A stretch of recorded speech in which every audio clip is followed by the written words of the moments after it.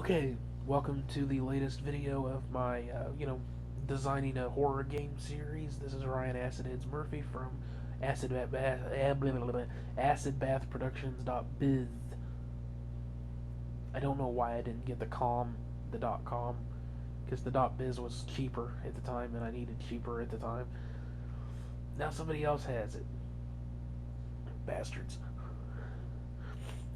Anyway, this series is about taking all the stuff that I talked about in the Horror 101 series and kind of coming up with a concept, using those ideas, those concepts, to come up with a concept for a game. So really I should call this How to Conceptualize a horror game, but that's a much longer title. This one is about information control, which is a huge part of doing horror. In fact, the first 3 videos of Horror 101 were all about information control. Why is it important? Because the first 3 videos, the unknown, people are scared of what they don't know. Generally speaking, not everybody, but generally speaking, an unknown situation. If you've never been in a situation before, you don't know how to deal with it. If something is so far beyond your, it's a comfort thing. People have comfort zones. It's a concept, it's an idea, but it's a real thing. People have comfort zones, and when you take people outside their comfort zone, you start creating anxiety, which can lead to fear. Okay, if somebody travels to another country, they're already outside their element. If they go to another country and suddenly find themselves in danger, then they're going to be really even more afraid. Whereas if they were in their hometown and put in danger, it wouldn't be as scary. Okay, so the unknown always adds an element of anxiety, or even outright fear, depending on what the unknown is. Okay, then you have doubt. Okay, you make them think they might know something, but they're not sure. Or they have to doubt how they feel, what they see. If you can make them doubt things by controlling information, then you're going to create anxiety and fear. And then what they know. Okay, sometimes what you know is scarier than not knowing. Okay? It just depends, like somebody who has been tested for cancer. The waiting, not knowing, is the worst part of a situation like that. Okay, that creates its own level of fear. Once you know you have cancer, you can do something about it. But not knowing, waiting, that's scary. That's where the unknown and doubt is coming into play. But at the same time, once you know, then you have another reason to be afraid. You have cancer. Obviously, anybody waiting to find out if they have cancer, they don't want to hear that they do. But once they do, it's scary, but for a different reason. Not knowing for sure, and that creates a lot of anxiety over what the outcome is going to be. But then once you know the outcome, that resolves that particular type of anxiety, but gives you the new kind, which is, how do I deal with this? And what's going to happen to me?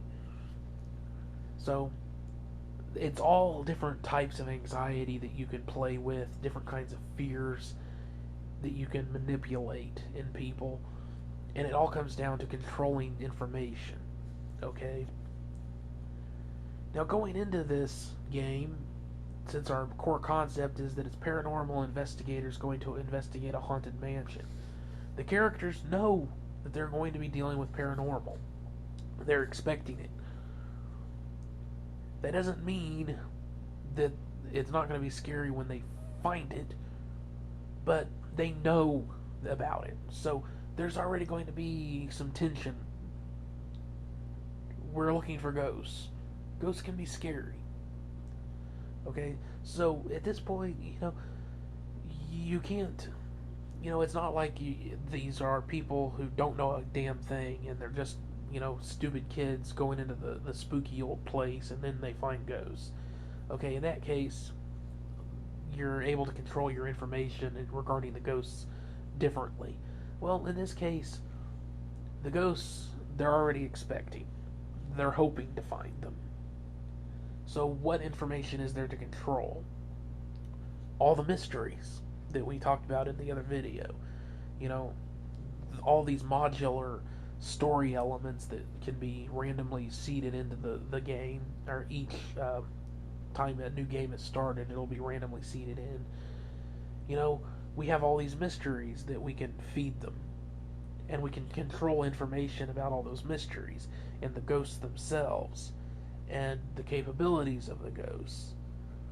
And all, you know, there's lots of different ways you can manipulate information in a game and within a story to create more tension and anxiety. But the real core of information control in this case would be taking what they think they know and creating doubts. Like with the ghosts that can possess the other characters. Then you start creating that paranoia and doubt about the other characters. They can't trust them anymore. See, that's where you can control this information and really scare the fuck out of them. Hopefully. I mean, sure, it's just a game, but you try and let them get, you know, player gets into a game, freak them out. You do whatever you can to freak them out. Creep them, freak them, terrorize them, whatever it takes. Well, not whatever it takes, you know. There's lines you don't really want to cross. You know, you freak them out. And, you know, information control is very, very important for that. So what else have I got here about information control? Yeah. Any of the story facts, you bleed them slow. Real slow. You bleed out your facts real slowly. You know, plenty of red herrings and innuendos, which is where some of that modular stuff comes into play. In fact, we never explain anything fully in this game. Nothing. Nothing is ever explained with any real certainty, ever. There's no resolution to it. It's a haunted mansion. They're not going to solve anything. Okay, in fact, they're not there to solve any problems. They're there to investigate the ghosts. And in the meantime, they're also going to run into these mysteries, but we're not going to resolve any of the mysteries either. Okay, and also music is often used for cues and things in games. I don't like that.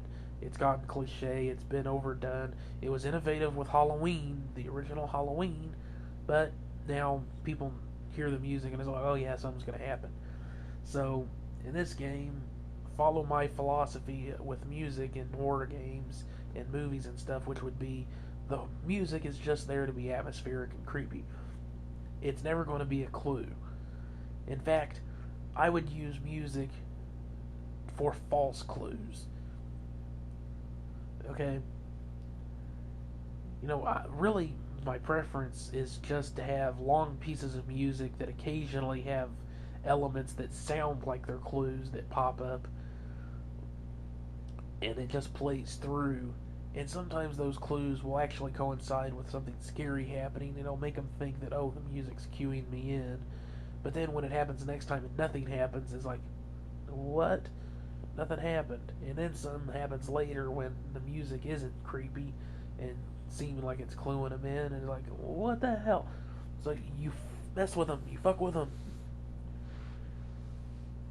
The music, every tool you have at your disposal to mess with the player, the characters, and via the character, the player, you do it. At times, silence. Use silence. Silence is a really good tool for creeping people out. Works really well with 2001 at times. So, yeah, that's pretty much covers the topic of information control for this game concept, I think. Yeah, you know, it's all about withholding information, giving them false information, making them doubt, and when you do give them information, use it to freak them out. Okay, that's information control. And with a game, it's actually pretty easy to do information control. It's harder to do it when you're writing like a novel or something, because then you have to be more careful, because they're just reading it. But with a game, there's so many other things that are going on, and there's so many tools you can use to deliver information. Makes it a lot easier to manipulate and control your information that you're giving your player. So I think that wraps that topic up. Go ahead and do the thumbs up. Give me that upvote. Leave your questions, comments, and ideas for other videos. I'll look at them when I can. Subscribe so you'll know when I have other videos go live. And share the video with people you know, Reddit, Facebook, Twitter, whatever websites you use, blog, forums, wherever people might be interested in this, please share the video, friends and family, that sort of thing. And I think that wraps up all the YouTube stuff. So I'll see you on the next one. Bye bye.